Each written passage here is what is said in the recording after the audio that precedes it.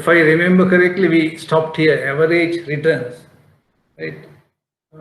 We did this example 8.3, nominal and real returns. Okay.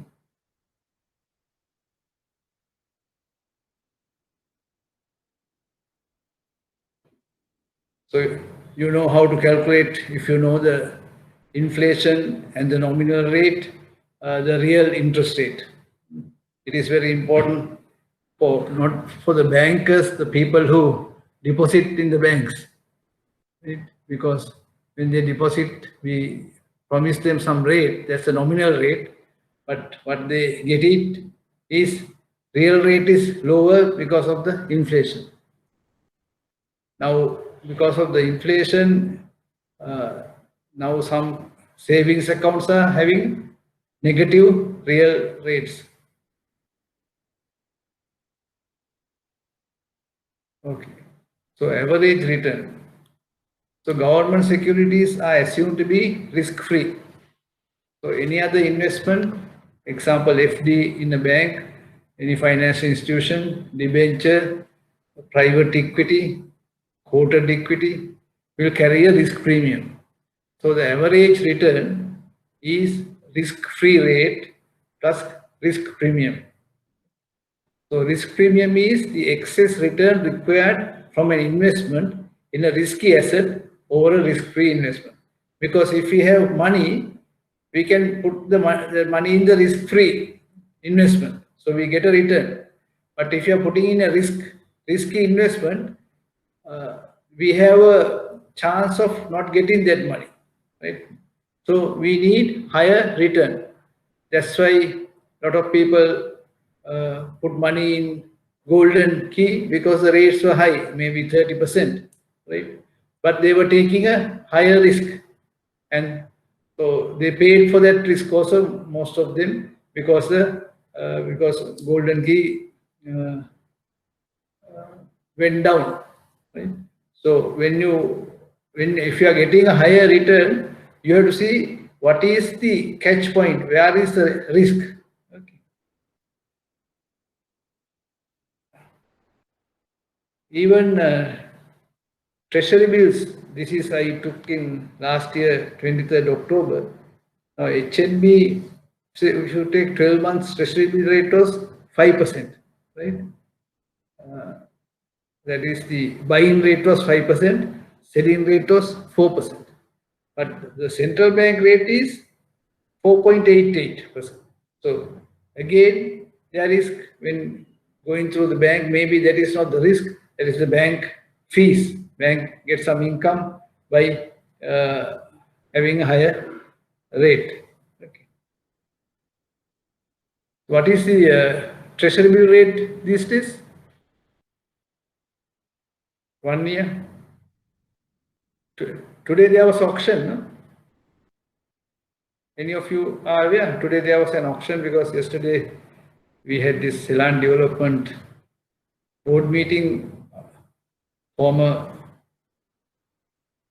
treasurer, chief dealer of Ceylon Bank said there is a auction, I think 5.2 or something.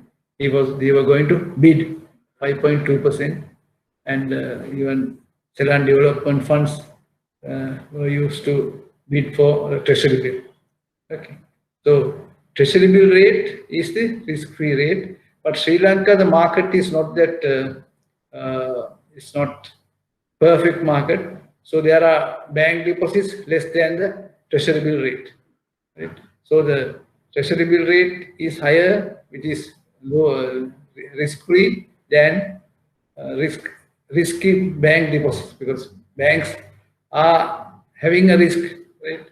Banks have risk ratings, all these things, because there's a risk. But the central bank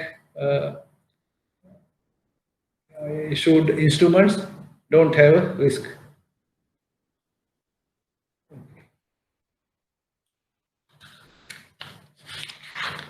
Then required return versus cost of capital. Right? Now we are using all the time when we do NPV, we discount the future cash flows by required return. And sometimes we call cost of capital also. So what we'll say, look at it, what is the difference between these? Right. When we say that the required return on investment is say 10%, we usually mean that the investment will have a positive NPV only if its return exceeds 10%. Right? So when we say return on investment, our required return is 10%. So NPV will be more, that is 10% is the IRR. Okay. So NPV will be positive if the rate, the required rate is, actual rate is more than 10%. So all of you can understand. Our required rate is 10% when we, that is if we do IRR. So if we usually mean the investment will have a positive NPV only if its return exceeds 10%. Another way of interpreting the required return is to observe that the firm earned 10% on the investment just to compensate investors for use of the capital needed for the finance project. So people are invested in the company or the project, and so the required rate of 10% is minimum required by the investors. Right? So they are just, it is just to compensate the investors for use of their capital to finance the project. So this is why we could also say 10% is the cost of capital. Because of that, we can say 10% is the cost of capital associated with that investment. Imagine that we are evaluating risk-free projects. Right? In this case, how to determine the required rate is obvious. We look at the capital markets and observe the current rate offered by risk-free investment. We use this rate to discount projects' cash flows. So this is for a risk-free project, right? We are evaluating a risk-free project. Then what is the rate we are going to do to discount that future cash flows is risk-free rate. Okay. We use the risk-free rate to discount projects' cash flows.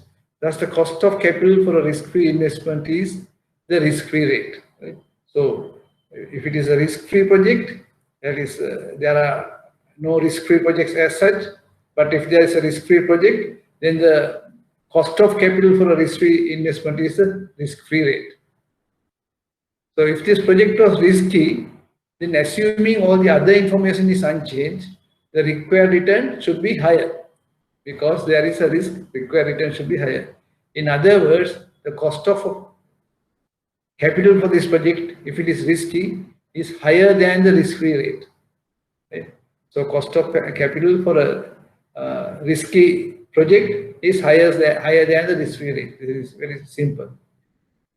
And the appropriate discount rate would exceed the risk-free rate. Okay.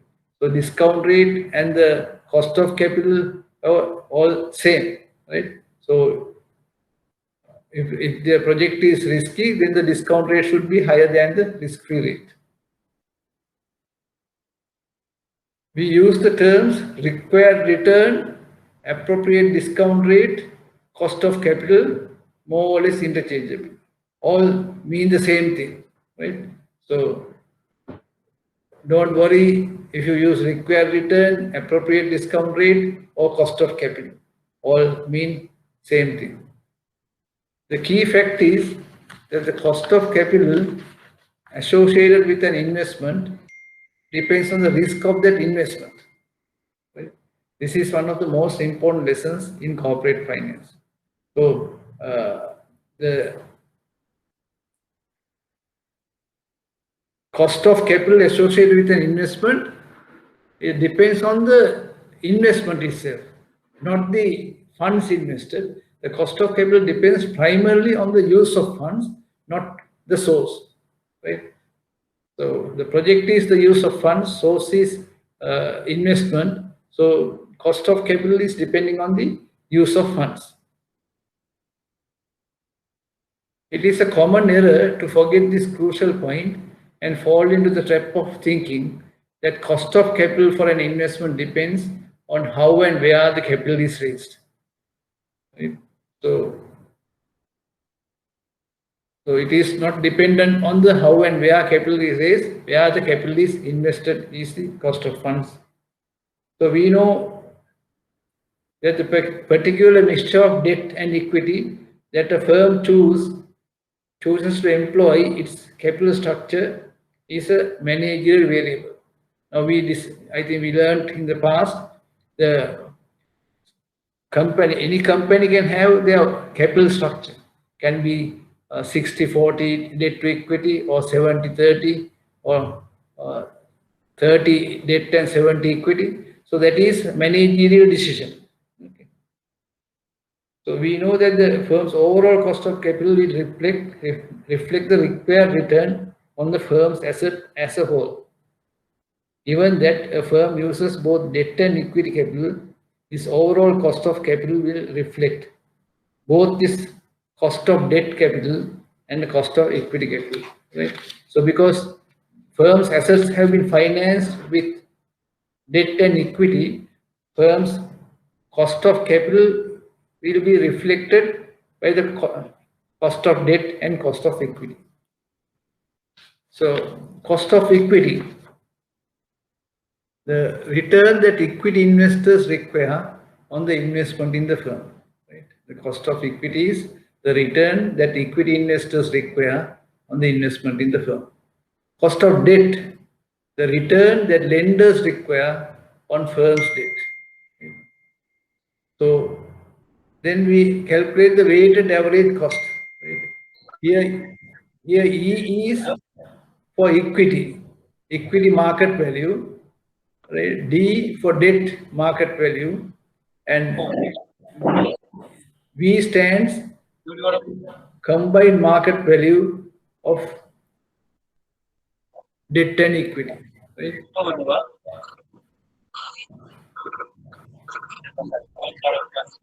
I think someone.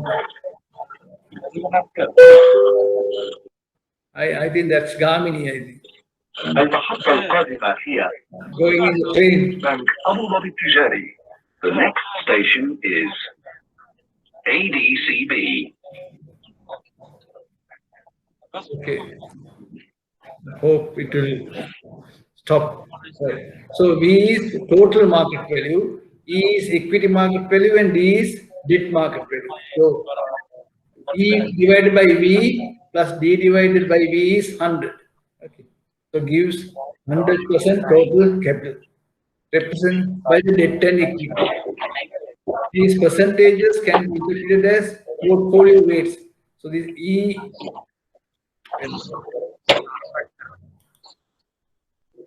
divided by V is equity weightage, D divided by V is debt weightage. Okay, so and they are called capital weights. This can be doors closing. Okay, clear to all of you? Like this is E. We say E is 30, V is 100, then 30%. Then D divided by V is again 70. المحطة القادمة هي برجمان. I think we'll وهي محطة انتقالية بين خطي الأحمر والأخضر لمترو دبي. The next station is maybe is listening while in the. This is interchange station between Dubai Metro red and green lines. Okay, we use this information to calculate the firm's overall cost of capital. Right, so weighted average cost of capital is, this is unadjusted, right? E divided by V into return on equity expected by the equity holders, D divided by V into return on debt expected by the debt holders. So RE and RD are the required return or the cost of equity and debt respectively. Then adjusted WACC is we use the tax rate also. V divided by V into RE, D divided by V into RD into 1 The minus. next station is you know, Virgin. based on the text, This is interchange station between this Dubai is Metro red and green lines.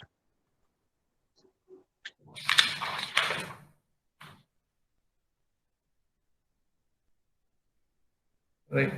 The WACC has a very straightforward interpretation. It is the overall return that the firm must earn on its existing assets. Right? WACC is the overall return the firm must earn on its existing assets to maintain the value of the stock. Right? If you don't earn that return, your share value will come down. It is also the required return on any investment by the firm that have essentially the same risk as existing operations. So if you are going to invest in a project having the same risk as the company, then that is the rate we have to get the return. So if we were evaluating the cash flows from a proposed expansion of our existing operations, this is the discount rate we could use, right? So if it is, we are going for an expansion, so the same risk, and this is the rate we have to use for required return, cost of capital, okay, right? That's all. So this is for some other lecture I have done. Right. Okay, any questions? Where is Gamini? Gamini? Yes, sir. The next station Please is unmute your mic. We can hear everything. You are trained. this is interchange station between Dubai green lines. Yeah. Okay. Okay, all right, thank you very much. All right, so we go to the next presentation. Next presentation, I told you last time that I am going to share my experiences in project finance. Today, I think we have only 11 joined today. Maybe they didn't want to hear my experiences. Okay. Right. I would like your feedback after I finish it or while I'm doing it, whether it is useful for you.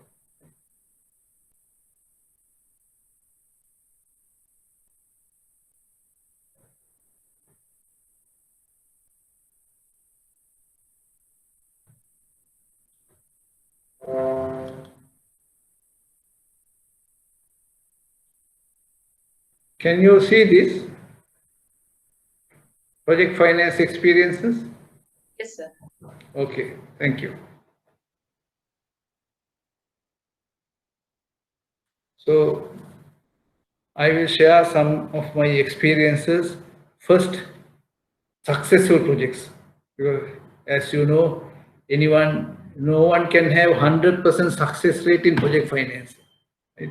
Because you can make mistakes, the conditions can change in the environment, and because of that, projects can fail. And the management of project, the people can change.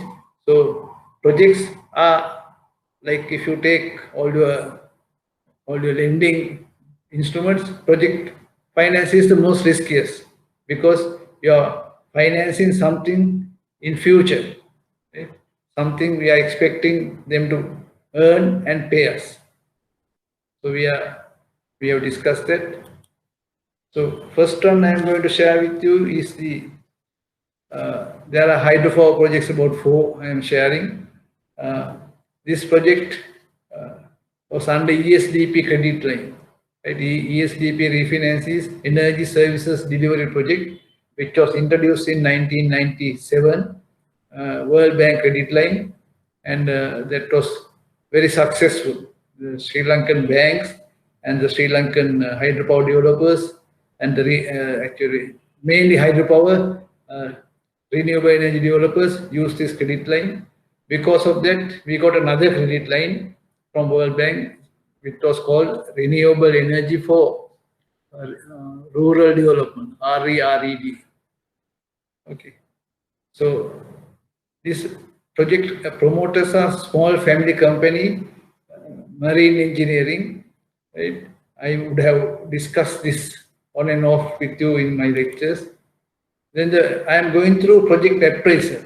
What we learned in our first lecture, the project appraisal. So we'll go through each aspect so that you will get a revision of what you have learned. Right? So when we appraise project, we have to appraise the project promoters. Right? Project promoters track record. Now, this is, I mentioned earlier, it's a small family company in marine engineering. So the track record was there in that business operations, but they didn't have any experience in hydropower. And you can't find those days anyone with hydropower experience other than the project which Akbo mentioned, that is the Vidya Shilpa at Dikkoya. That project, I think Akbo was correct. DFCC, Mr. Pedis, when I had a chat with him today, he was telling me they financed with greatest, after telling the board that we are going to do hydropower, after convincing them, they financed without the credit line. Because of Vidya Shilpa, I think all of you would have heard about Vidya Shilpa. They started with providing laboratory kits for labs. Mr. Sumanasekara was the promoter, and they would have been DFCC customer. So Mr. Pedis said they wanted to finance his first hydropower project, and that was in Dikkoya. It's by the side of the road. When you're going from Hatton to Norwood, you will pass it on the left-hand side. The canal, the powerhouse on the right-hand side, close to the Castlereagh Reservoir. Right? So this project, and they didn't have any experience in hydropower, creditworthiness. They were a good customer of HNB Kotte branch, right? So that's how we at HNB got to know of the project because of the Kotte branch. They referred to us, but they did not possess any substantial assets, right? And they are all brothers, family, and their aunt was the company secretary of HNB. And when I put the paper, she was asking me whether these people can do the project, that nephews from husband side relations. So other business connections, all the marine company. Then the management appraisal. The management was the owners. Owners, directors, and management were all the brothers. I think 5 brothers were there. Right? And all 5 brothers were involved in this business, in the marine business and this hydropower business. And they had clear demarcation of responsibilities. The eldest brother was actually dealing with the banks, dealing with CEB, the approvals. So he was like the man who is handling all the clearances, approvals. And the other brothers were involved in different aspects. One brother was full-time involved in the project. He was full-time at the site and working. Then the commitment. So there we found, right, though they are not having enough funds, they are not a big company, but they had their commitment. And brothers and the staff worked as a team, right? And these things very difficult to find out: integrity, caliber, resourcefulness. This is from the lesson I have taken. But we found them actually very resourceful, because they use all their experience to do the project and using their own ways of doing it.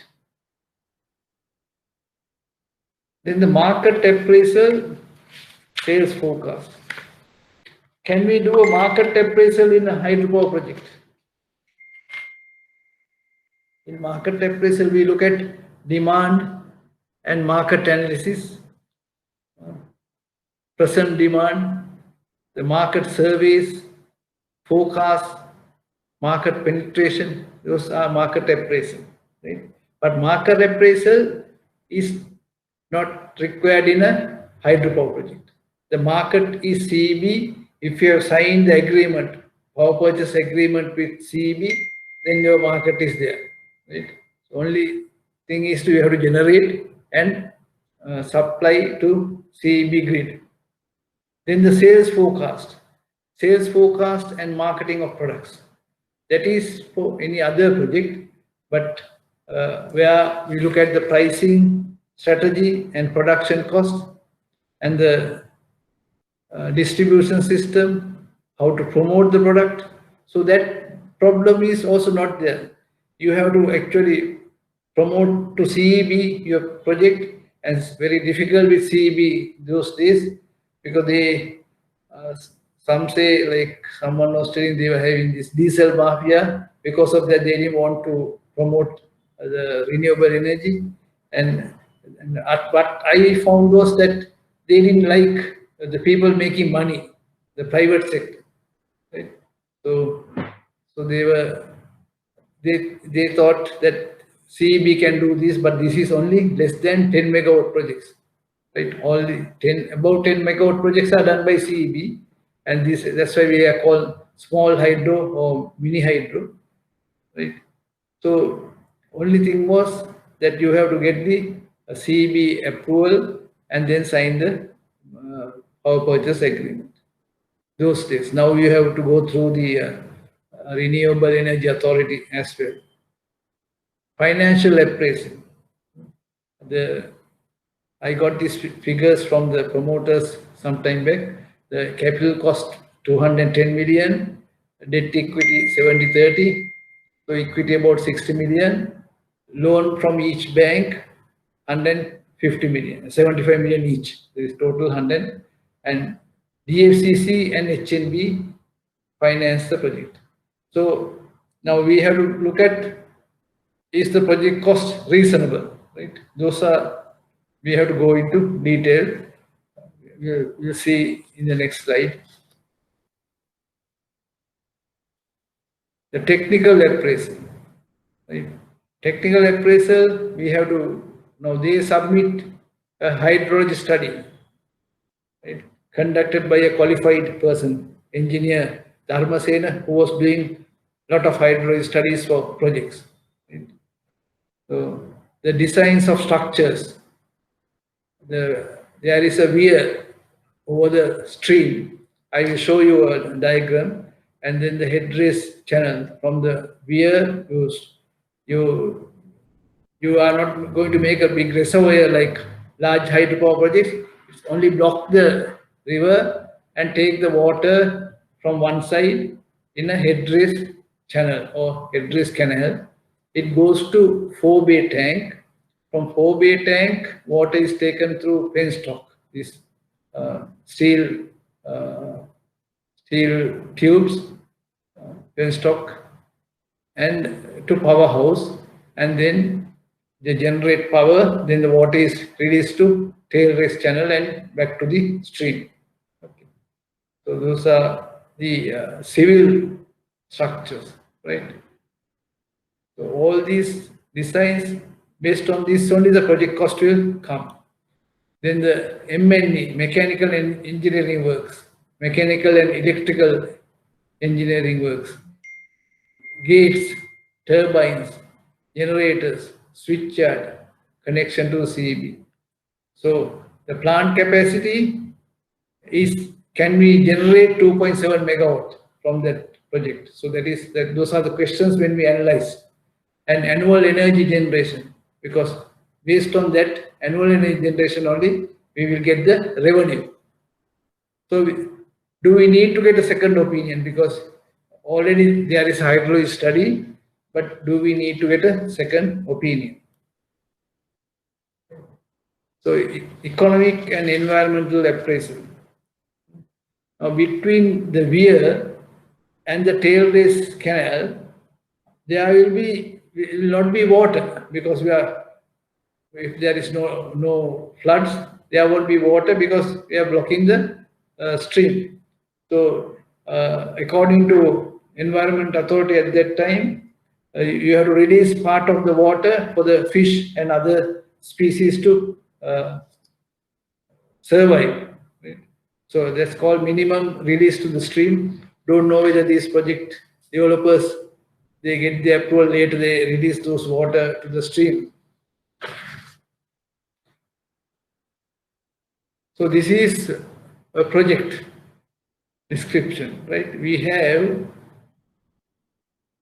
the stream is coming like, you can see that this one stream comes like this, right? And you block here.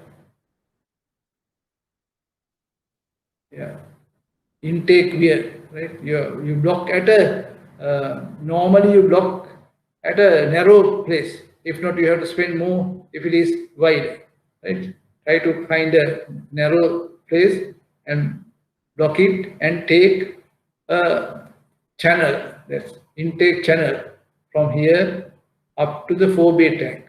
So sometimes you will have to go through some other streams. So that's what called aqueduct. Aqueduct is between two places where underneath the water from the other stream will go to the river. Right? It goes to the river. Then the 4-bay tank, where you bring the water to make it little still there, and from there you have the now one project, this 4-bay tank collapsed when it was filled first time. I think I will be explaining you later. Then from there the penstock is going to the powerhouse. So powerhouse contains turbine. Turbine generates electricity, and the electricity goes to, this shows, to a factory or something. So yeah, this hydro-powered workshop. Right?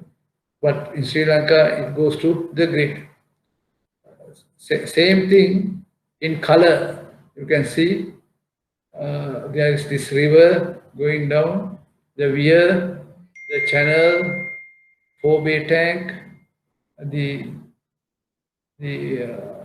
penstocks, right, and the powerhouse. Right? Now, this Mark Marine project was on at passing Ginigathena and in Wattawala, right?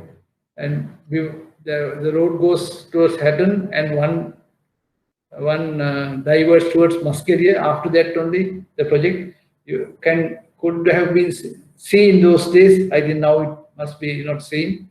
The penstocks coming down on the hill. There was a big drop, so they used that drop.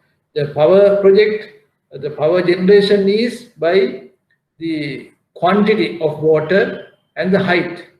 So Q into H. So if you have some projects are there, very high quantity and low head. And most of our projects were high head hydropower projects. So we block it at a higher level, then the penstock will come down the steep slope.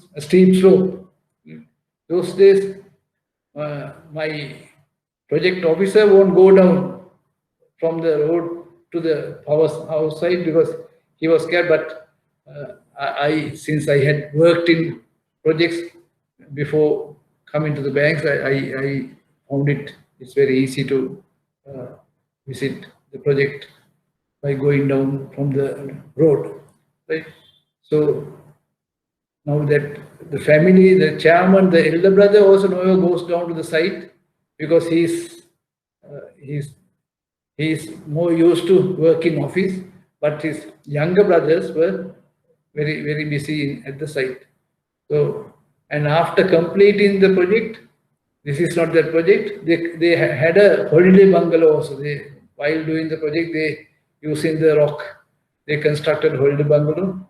And I have, after the project has been over, I have visited that bungalow as well, even with my family. And my children used to like to bathe in the stream. Right. Okay. The challenges of the project was promoters' limited financial capability. Right? And the technical viability. So we didn't know whether technically viable because we had hydrology report. So we need to justify that it is technically viable.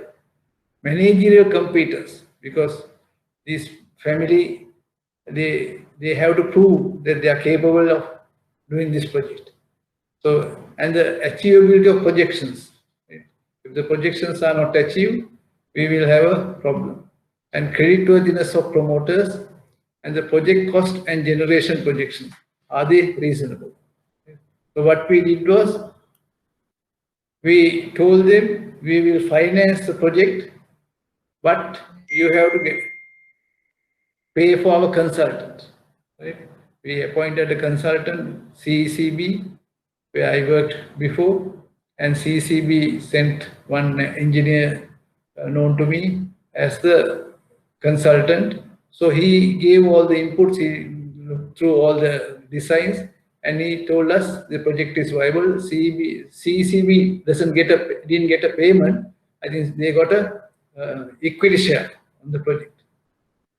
So, and both banks, I think only DFCC Bank is an example where lot of technical people were there. Mr. Paris's time, he recruited so many engineers, and willingness to take risk.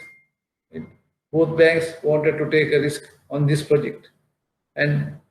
But the promoters, they were committed, for success of the project, and teamwork of all the parties involved, the banks, the promoters, even the consultants, everyone worked together.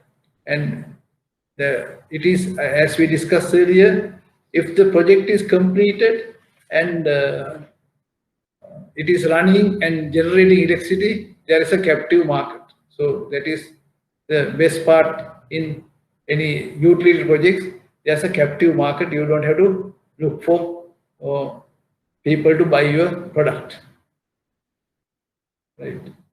So hydropower project 2. Any questions on the hydropower project 1?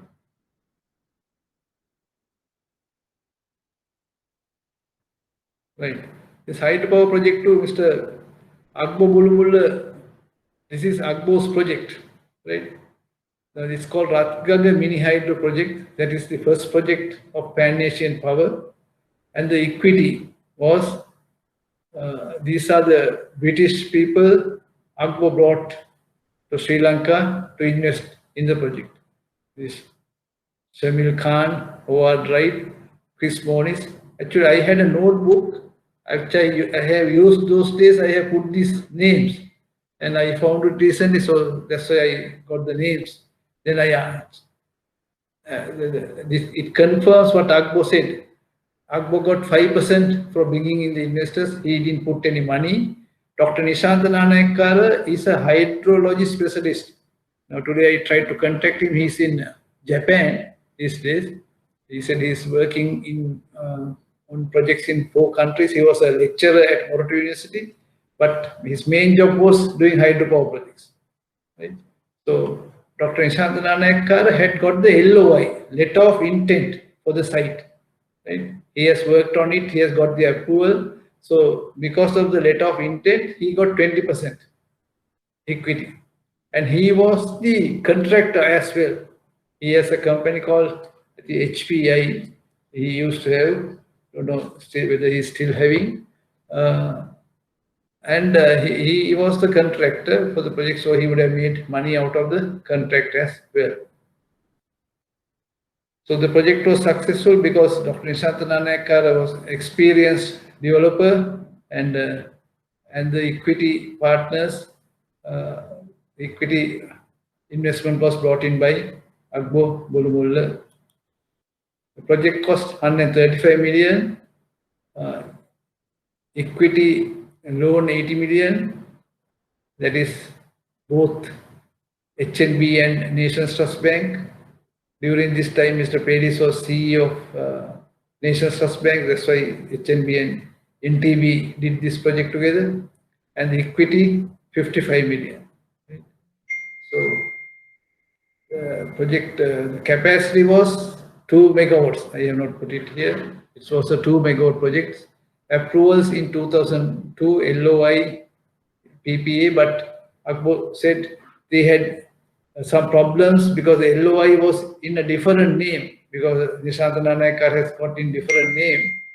To transfer in the name, then CB was saying you can't transfer because a lot of people were making money getting LOI only, right? So and then selling it to others rather than doing the projects. So hydropower project 3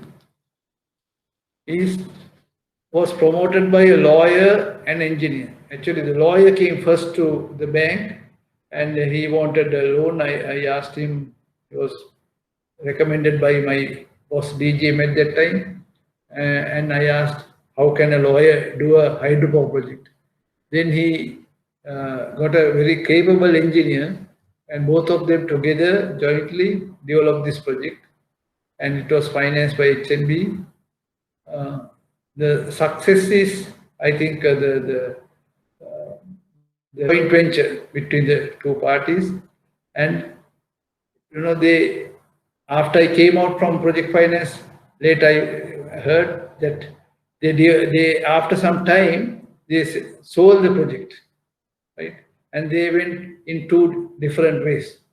And the lawyer became a real estate developer. He is a big real estate developer now, in trouble, little bit of trouble. The engineer joined Akbar Brothers and the managing director of Windforce, which went for a share issue recently.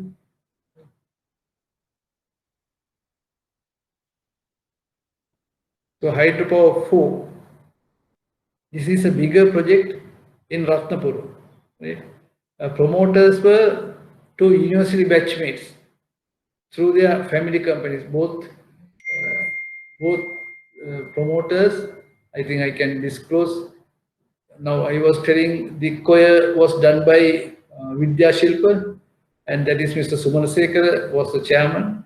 His son, Prabodha Sumanasekara, also got into the business, and he was a good contractor, and his batchmate Riyaz Sangani was, so two of them got together and they did the Vidul Lanka, our quoted company, their first project.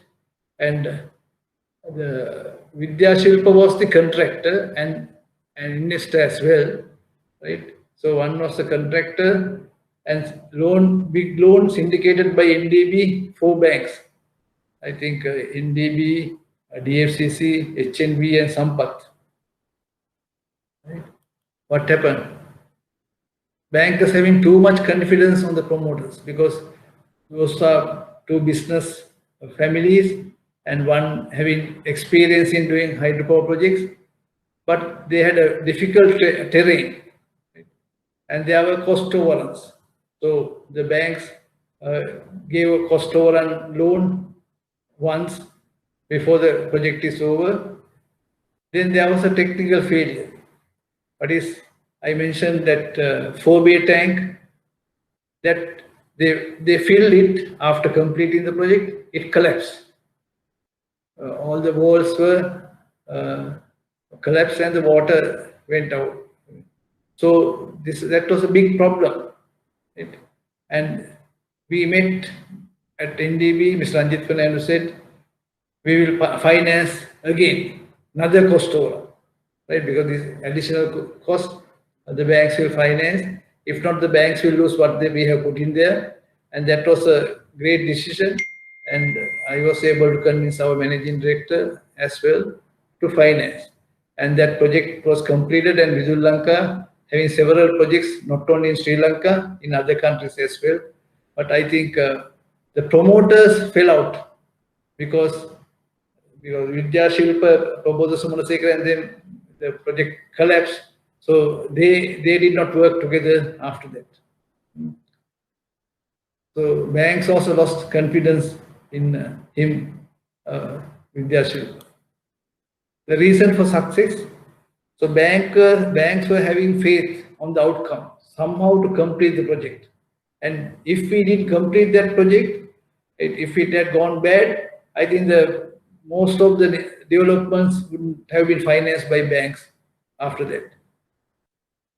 So the confidence bank CEOs placed on NDB leadership, promoters not giving up, though they had problems, they also somehow got the project completed. And it was a very viable project and based on strong fundamentals. Then we financed a structural steel project, that is, you say reinforcement used in the construction. So one of the largest Lanka joint venture VOI company at that time, I think that was around 2000. It was the product were TMT steel. It's a new product, first to manufacture and market in Sri Lanka. And equity investments by DFCC and Merchant Bank in the project with the Indian promoters. Because those days, DFCC, the development banks can invest in equity. Loan funding, we joined DFCC, HNB joined DFCC. The market leader in Sri Lanka, now they have become, that company is the market leader in Sri Lanka producing reinforcement steel 8mm to 40mm. That's what they claim. I think they are one of the top steel manufacturing companies in Sri Lanka. I can tell the name GTB Steel. But we had problems while we were financing. We had a lot of problems, cost overruns, and when the production started, teething problems. Then the market. Now, this type of product, not like hydropower, that market should accept the product. Now they were coming with new product, TMT steel. So whether the market was ready, no, market was not ready, right? So to accept by the market and the penetration, so we had tough times in initial years of the project completion, not achieving projected cash flows, and even the shareholders, initial shareholders, they gave up, and different company in India bought the shares. So reasons for success. So still the shareholders and management did not give up the project, though there were teething problems. And the experience in Indian context. Now, even Indian laborers were working, because Sri Lankans, I don't think, can work in those conditions. They are shifting manually some steel coming out of the plant to other direction. So the Indian labor were very experienced in that. And the quality product, the demand gradually caught up, and the lenders, I think the DFCC was very supportive. This is Kantika Jayasundar, I think she was actually behind this project. She promoted this project and very supportive. And the location of factory, it is in an industrial estate, Makandura, and so there is no problems with the environment and the cost optimization. The Indians, will reduce the cost of the production somehow. So this, finally, that product caught up, and they are doing really well. Candian Reach Hotel. This, I joined HNB in 1995 March. This facility was in arrears and transferred from the commercial credit to newly established project finance. Now, problem project, they thought that they can't handle it, transferred to us. Right? We have granted 18 million loan to construct 20-room hotel with a swimming pool in Kurunegala.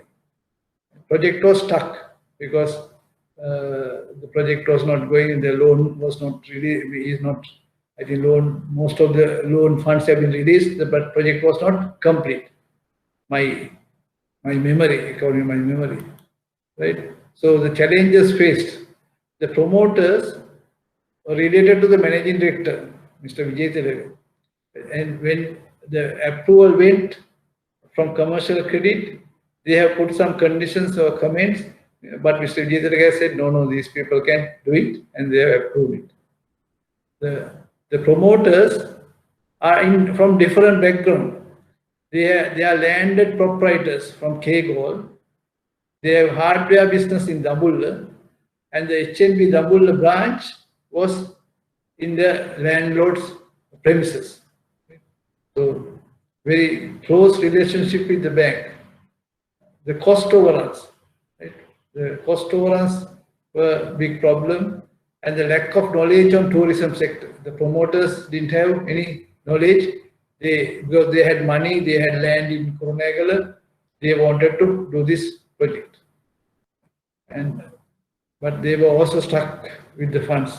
Completion of the hotel was a challenge, because that was a challenge I received when I got this facility file.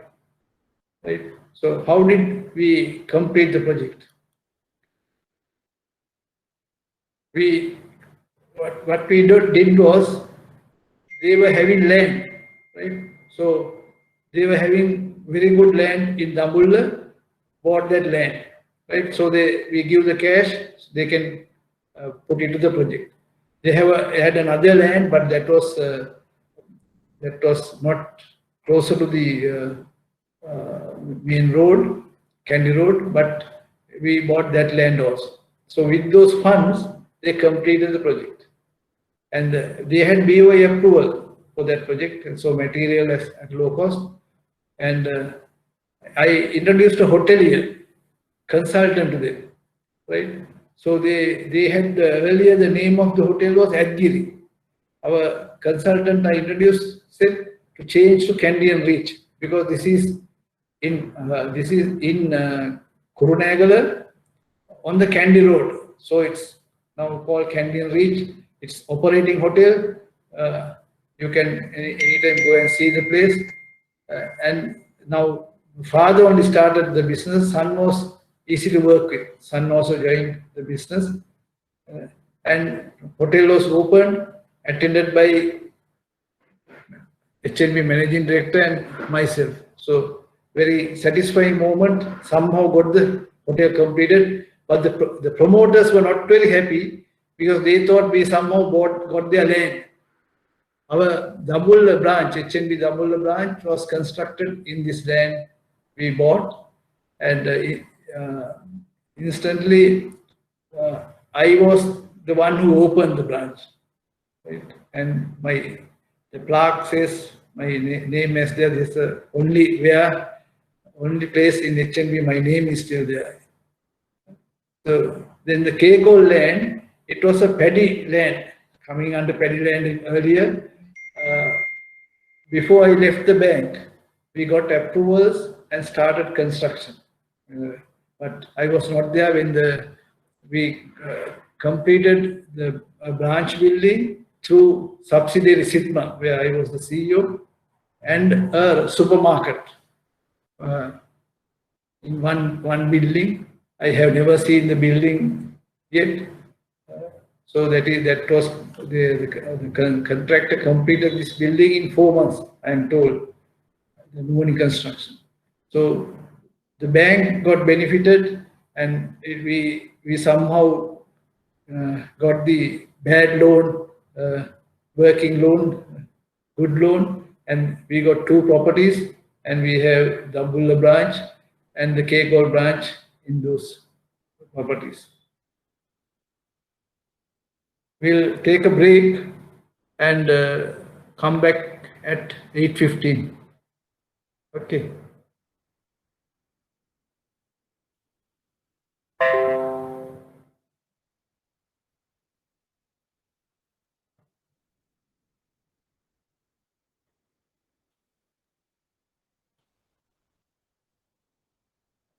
Today, the weather has affected the attendance, right? So we'll meet at 8:15. I'll take a small break and come. I just want to ask one thing, sir, regarding that hydropower project where 4-bed tank was collapsed. Okay. Was it a construction issue or a location issue? What was the reason for it to happen like that? That was actually this contractor Vidyashri. They were doing on design and construction. Okay. So I think construction issue. I am not quite sure. The construction they have not done properly. That's why the Vidul Lanka, Riya Sangani and them are very upset because if they have not done the construction, maybe design or construction, there was some problem. That's why it collapsed. But we never went to evaluate what had happened. We wanted somehow reconstructed and the project running. And that is very bad. Hmm? If the contractor he can't make any claim or they couldn't do anything like that. No, if the contractor has not done. The contract has to take most of the cost, I think. Yeah. Yeah, because contractor is one of the shareholders plus the contract, right? Okay, so they had to they get bad publicity also because when one of their projects main items collapse, so what will happen? Once 4-bed tank is collapsed, it affects the entire turbine. Everything get affected. No? Yeah, because if you go without the 4-bed tank, we can run the plant. Yeah, Because, I mean it might get flooded. yeah, yes. I don't know whether it got flooded. Normally, the 4-bay tank, and there is a big distance with the powerhouse because these are high-end projects. So, lot of long penstock goes to the powerhouse. So, powerhouse didn't get flooded, to my recollection, because of the distance. And they have to stop the water coming. If not, the water will actually the penstock also can get what is it called, washed away, because if too much of water goes, the penstock is supported by structures, then the structures can fail as well. So luckily, that problem was resolved and we completed the project. That was, I think, one of the biggest achievements in my project finance career, where Mr. Ranjit Fernando took the leadership.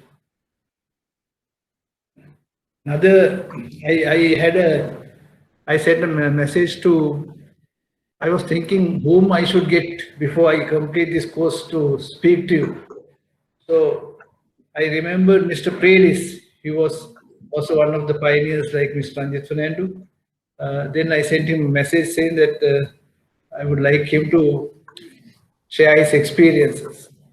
Then he called me today. He has agreed to, on Tuesday, half an hour, he will give the background of project finance in Sri Lanka.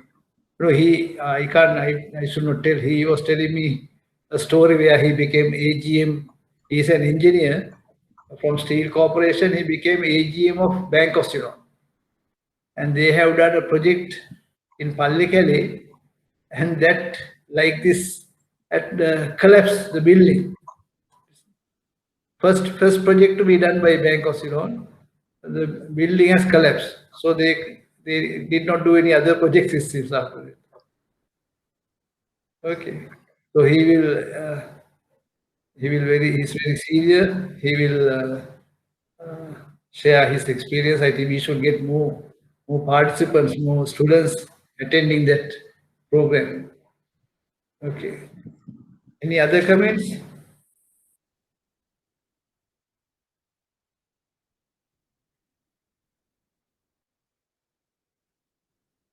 Okay. So I will.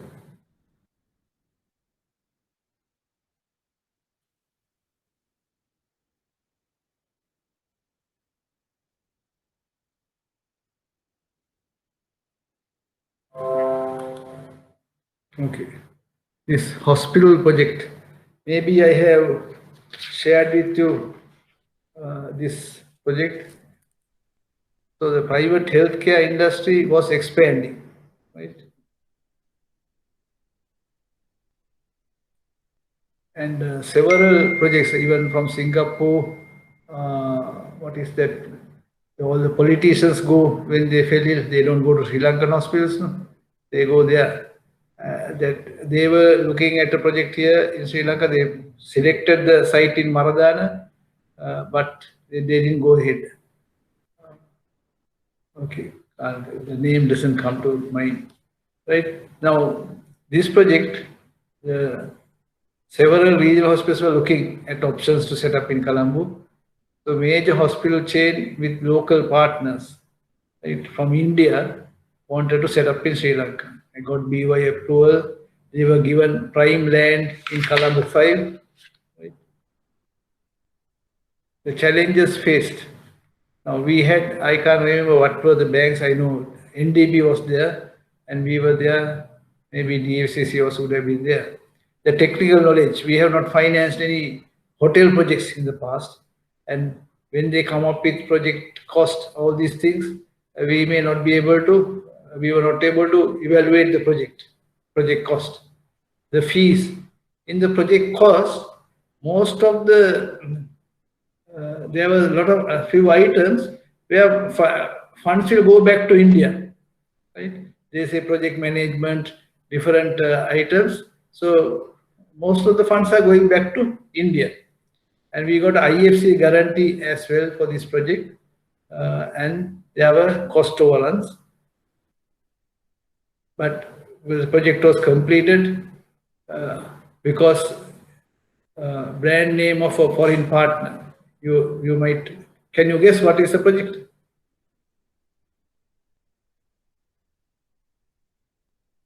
This came as Apollo Hospital to Sri Lanka, right? That was financed by Sri Lankan banks.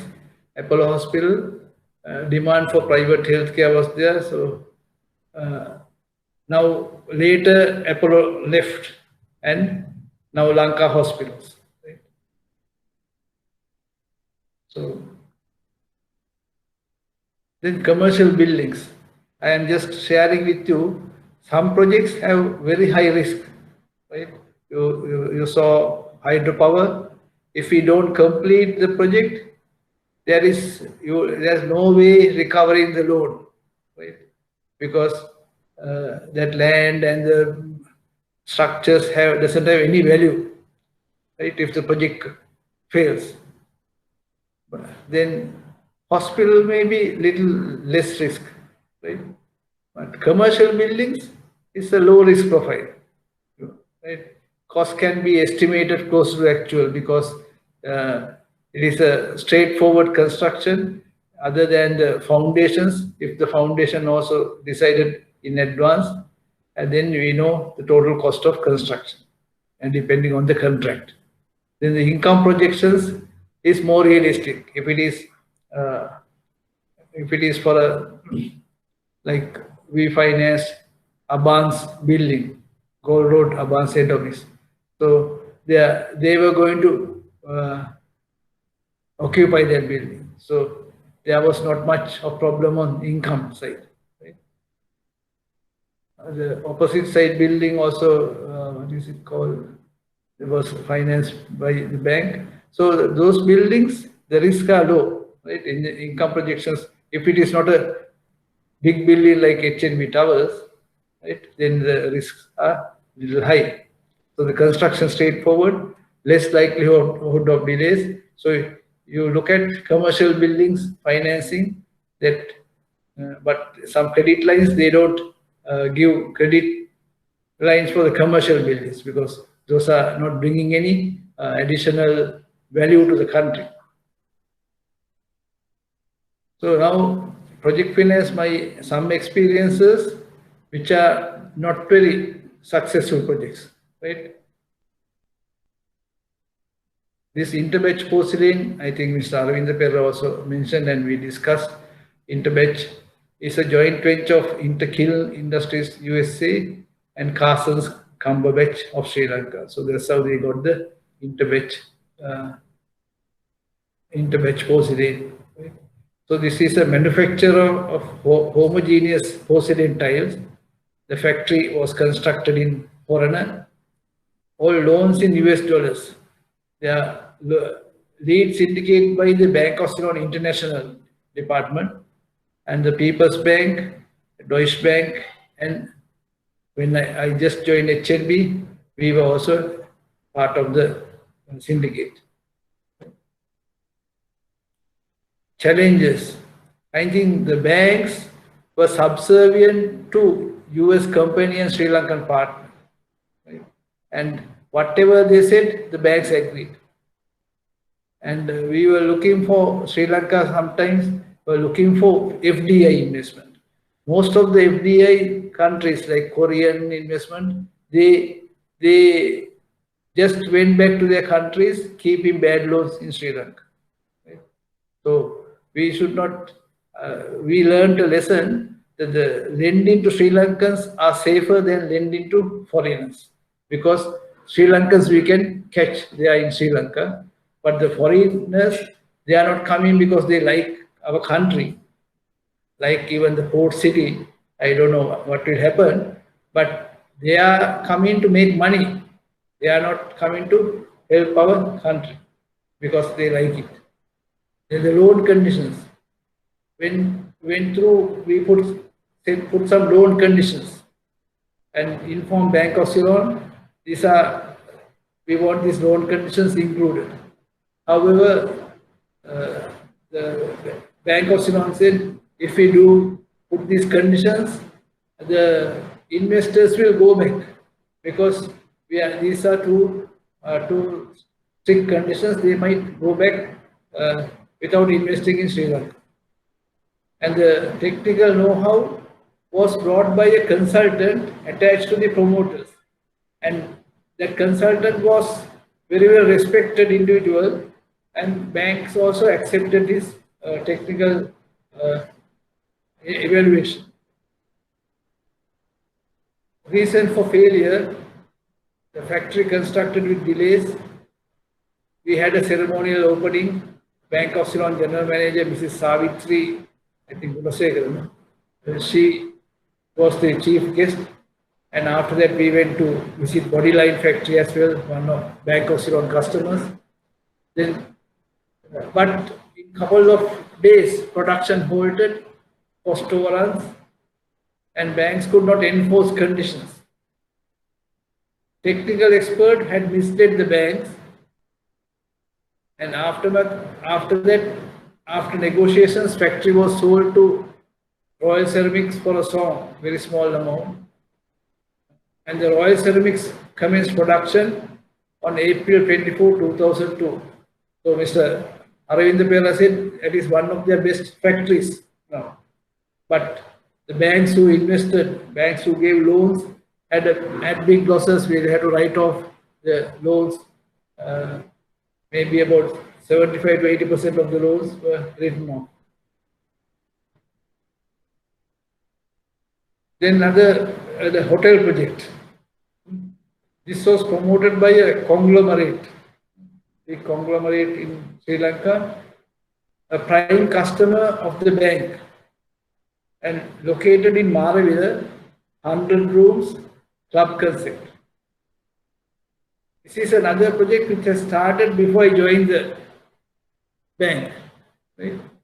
And when I went for a site inspection, I found the project has started, only with loan funds. The main branch, city branch, because of their relationship with the customers, disperse the loan, most of the loan, without enforcing loan conditions.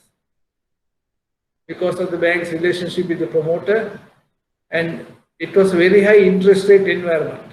Right? They got rupee loan. We had to give another loan, additional loan to complete the project.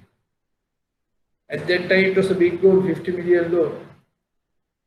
The reasons for failure: release of loan funds prior to equity investment. So always be careful when you do a project finance.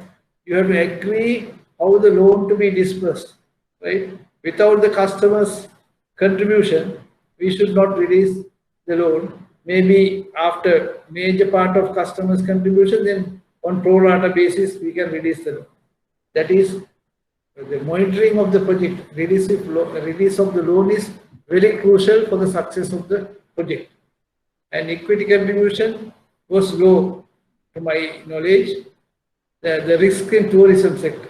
Even though the project was completed, that project was having problems because of the war situation in the country. The tourism was not doing well. The tourists. Now hotel, to my knowledge, still in operation, and though they were in trouble because of the high interest on rupee loans, then I was not handling that.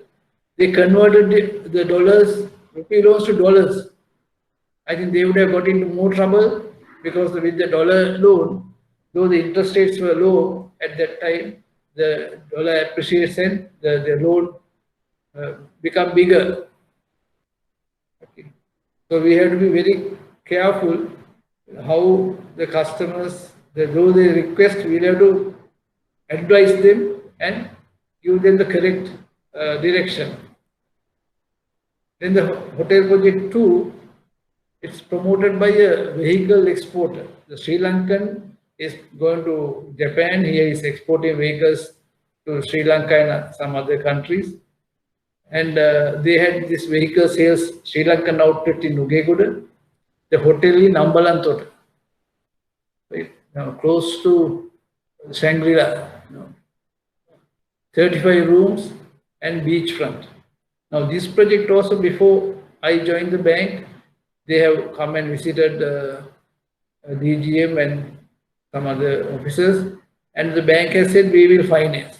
But when me and my boss at that time looked at, we said we can't finance because they didn't have any background in tourism, right? And the main promoter was in Japan, and the tourism is having ups and downs. But they made a big issue because we have already agreed earlier. We financed it. We financed, and reasons for failure. The sister-in-law of the main promoter was the managing director, and they were not having teamwork and no experience in the industry, had cost overruns and market segment not targeted. So they were, since they didn't have any experience, they didn't know which market segment. And it was a prestige project for the promoter. He wanted, but his intention was to have a hotel in Sri Lanka. The Sri Lankan in Japan had a car sale. He wanted to have a hotel in Sri Lanka. And we had problems. And one day our managing director, we met this Japanese, the promoter also at my managing director's quarters. And these people were promising each time different things but not delivering. My MD got very angry and told them to take the loan and go to another bank. And they went to Ceylon Bank. But still the hotel is in operation. I'm in touch with the MD, and but they changed the concept substantially, subsequently.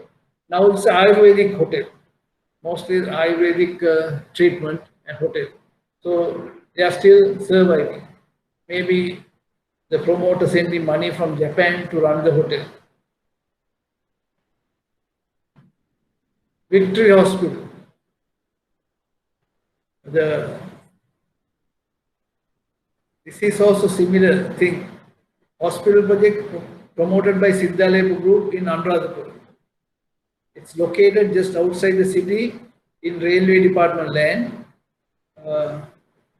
And project finance, it was transferred to project finance when I joined the bank in March 2015. Sorry, should be March 1995. 2015 I retired, right? So March 1995. Mr. Siddhalepa, chairman's son, also returned from studies and joined the father in the business. Challenges. The Anuradhapura branch was dealing with the customer. Our Anuradhapura manager is not a strong man to deal with a customer like Mr. Hettigoda, Siddhalepa. And the loan has been disbursed before even the security documentation completed. Because even Mr. Hettigoda and our managing director have known each other in London as well when our MD was in Bank of Ceylon. So I think that relationship, because of that, and the company, Sri Lankan leading company, we would have given the loan. But the loan disbursed, now I don't think any bank it will happen. Those days the bank branches are disbursing, they are not checking the security documentation, whether complete, and the lease was not available. It was a land leased from railways, and the agreement had been with Mr. Premadasa, the former president, and the government changed. 1994 November, Chandrika Bandaranaike, Mr. Premadasa was killed, and the UMP government lost, and Chandrika Bandaranaike came to power in 1994 November. And then the new government didn't give them the leasehold. And the bank has given the loan, released the loan without security documentation. Right? So the bank also had problems with the Siddhalepa Group, and finally, luckily, no title to the property, no security to the bank. What happened? Because of the war, army wanted a hospital in Anuradhapura for casualties. So the army took over the hospital from Siddhalepa. I think they would have got a payment and the bank loan would have been settled. Right? So I don't think any of you will be disbursing loans without security documentation complete. And if you do that, you are in big trouble. So other lessons. Now DSI Samsung tiles, I think I have shared with you their clay roof tiles. There was no market at that time, we knew, but then the DSI was one of the premier customers of the bank. We financed it. But since they are a conglomerate, they are having income, though the project was not doing well, they were servicing the loan. Then this United Breweries. This is a beer company which we financed in Mavatagama. The government at that time, government inconsistency, because of that, these projects had problems. Governments reduced the excise tax on beer, alcohol content, and a couple of beer companies started operations in Sri Lanka. And this company had high alcohol content beer, and which was very popular. But after 3-4 years, same government increased the excise duty. So this beer were not, people cannot afford to drink those beer. So they face problems. EcoPower is a group which has several hydropower projects, and there was a MD called Mr. Ramesh Bandar Naik. He will negotiate with the banks the lowest interest rates, but we were happy to work with him because his projects, he does it in very good order. And after retiring from HNB, I got an offer to work in Eco Power. I worked for 2 months, but after I got my Ceylon Bank offer, I came back to banking. Then Lakdanavi Thermal Power Project. That is this project. That's the one first of the thermal power projects of LTL, Lanka Transformers Group, and the banks got together. I think 4 banks approved facilities. Then one bank one day coming and telling there is this country risk, right? Because that bank, their group had a problem in India. They thought there's a, for Sri Lankan banks, there's no country risk in Sri Lanka, right? So we had to explain to that bank and tell them there is no country risk in Sri Lanka for Sri Lankan bank. And finally they agreed, and that project was done successfully. That it was the project now is has been dismantled because after operating for years, and I think that has been exported to Pakistan also. Spatholia is a project which I was, as the CEO of HNB subsidiary SITMA, had to handle. The project started because HNB MD thought that apartment projects are very lucrative. A lot of people are making money. But when we came into the business, after we started the project, the world financial collapse in 2009-10, the market went down. So we did not complete, we could not sell any apartments in advance. We completed the project taking an overdraft from HNB. And the interest rate was about 20%. After completing the project, we sold the apartments and handed over the apartments to the management corporation. The project operationally had a profit, but with interest cost was a loss. So when we do projects, when some people come, if the bank think equity, venture capital or equity can be obtained, should speak to venture capital companies. Lanka Ventures still investing in venture capital mainly on power projects. So we have to encourage them to, if the equity is not enough, to bring enough equity. So FDI projects, as I mentioned earlier, we have to be very careful because we don't know their intentions of these project promoters coming to Sri Lanka, and their creditworthiness, how they operate, their values. Now, Aitken Spence also we financed 2 thermal power projects. One was called Aitken Spence Power Mathura, and the other one was Anuradhapura. Mathura one was done in Mathura. Anuradhapura project was done in Horana, because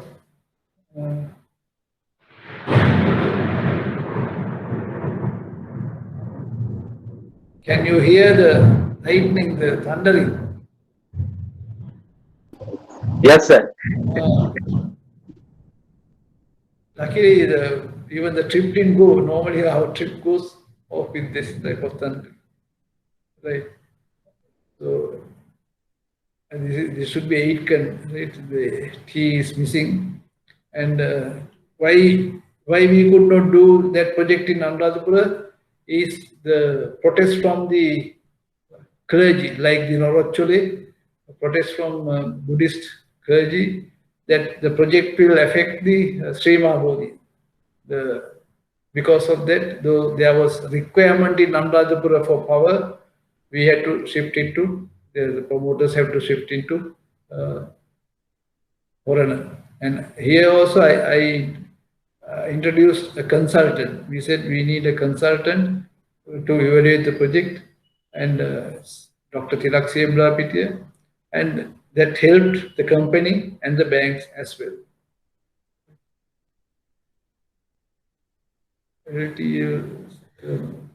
Solar power is big business these days. I think the bank should look at solar power projects. You have to look at solar power projects and finance, because now you know what is this WindForce.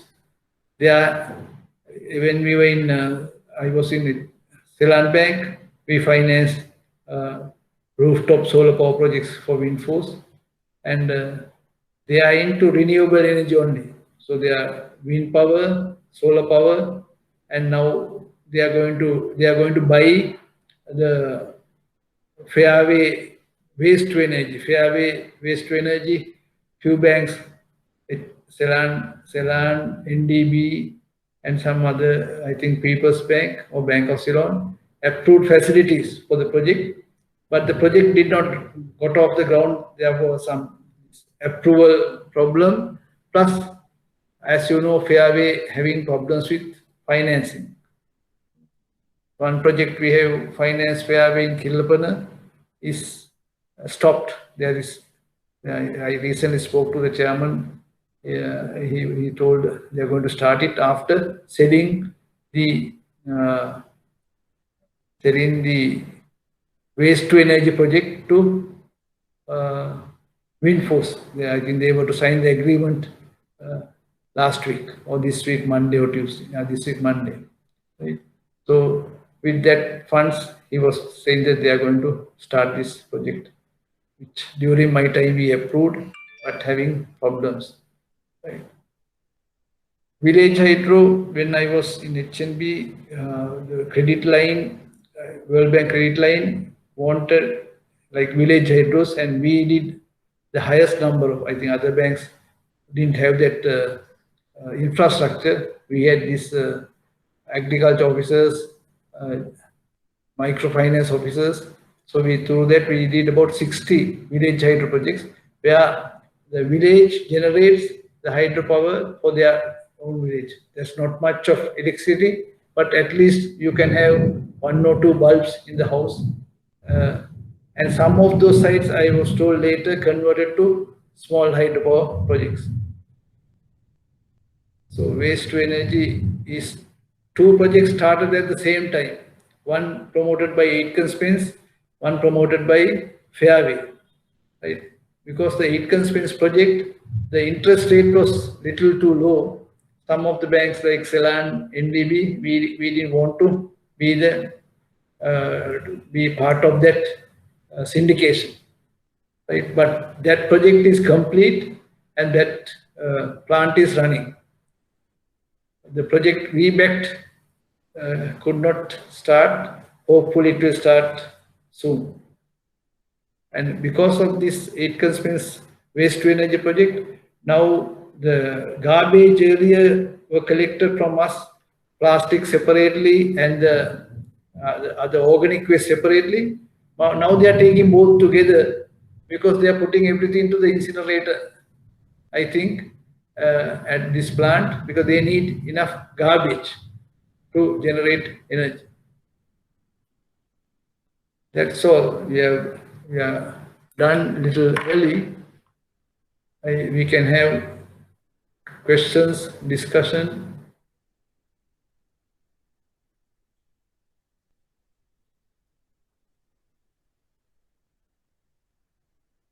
Maybe number of people less because of the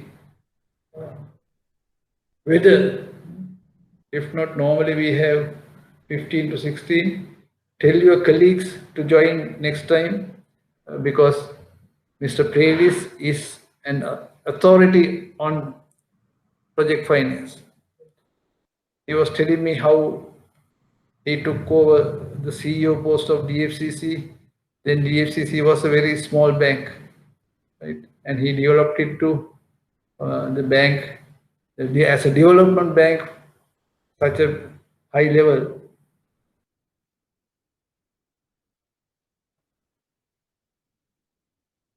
Gavin, any questions? Are you home?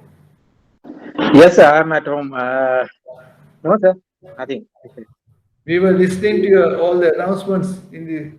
I'm sorry, sir. But I was got a call, and by the time I forgot to switch off this the mic. Right. Yes, sir. Every station it's announcing that station is closing, and Opening. So all of us went to Dubai today with you. I'm sorry. I extremely sorry for that because even I didn't hear much. Too much crowded over there. Right. Evening time, no, sir. Yeah. So how is the job? Job is okay, sir. It's a contracting division, so that honestly, I don't have much experience in contracting, so that still, as others says, elbowed actually. Elbowed, right. Yes, Contracting is with the clients. You do the contract, is it? With your borrowers. yes, sir. We are financing only the contracting clients. Right. Okay, the contractors. Right. Yeah, contractors. But the So, contractors may not be doing very well in Dubai also now, no? Is it? yes, sir. You know that the biggest that's one bank where that that Mustard Bank they completely closed their contracting unit because they lost I think nearly 2 billion. They finance one of the biggest company in Gulf. It's called Arab Tech. Oh. That's the one build this bigger the tallest building in world, Burj Khalifa. Right. It's Okay. a very big company over here, and it's liquidated over very recently, so that every bank lost heavily on this contract. Yeah. Okay. So we have to do that very selectively on So you have to be very careful, I think. No, even the elbowed, you have to be careful. Exactly, sir. It's different from project finance. Contracting is like contractors, like you have to give guarantees, like Yes, advance sir. payment bonds, all those things, no? Right. Yeah, so like mainly the guarantee that's non-funded line. Funded line is basically that certificate discounting, PPC discounting. That's the only thing. Right. Okay. Okay. Thank you. Shanaka, Okay. you have any comments? No. It's good. The session is very good. Right. Okay. Thank you. I think we have to learn from whatever we do. Right. When we Yes. do a good project, also we learn. When we make a mistake, we learn more actually. When there is And it's easier to learn from someone else experiences. Otherwise, it will take more time. it's easier, but when you learn from your experience, it is Yeah. more knowledge you will get than someone else's. Yes. And I guess it sticks in your mind also, no? Yeah. Once you do a mistake and then Yes. I don't know whether it's mistakes after Ceylon also we have some problems, mainly because like Gamini said, when the situation changes, right? Now when you finance hotel project or when you finance real estate, the one speech by the central bank governor, the real estate turns the other way around, right? Okay, so those things happen and then we are in trouble. But we can't expect, if we are expect only the negative side, we can't do projects also. Right? So we have to be positive and doing projects. And the big banks get good projects, right? The smaller banks, not so good projects also, because the customers will go to big banks for big customers will go to big banks for projects. So I think nobody has left, no, is it? Yeah. how many participants are there altogether for this class? At the start, 37. 37. Number of people are 37, right? Yeah, 37, but I think we were having at least about 20 attending lectures. today we are having only nine also including me, I think. About 7 students today. There's a lot of thundering and lightning. Yeah, that may be The reason. affecting the students. All right. Kumari, any questions?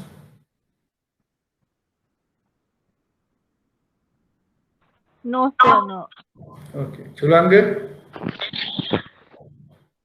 No, sir, no. Okay. Subhashini? Fernie? No questions, sir. Okay. No.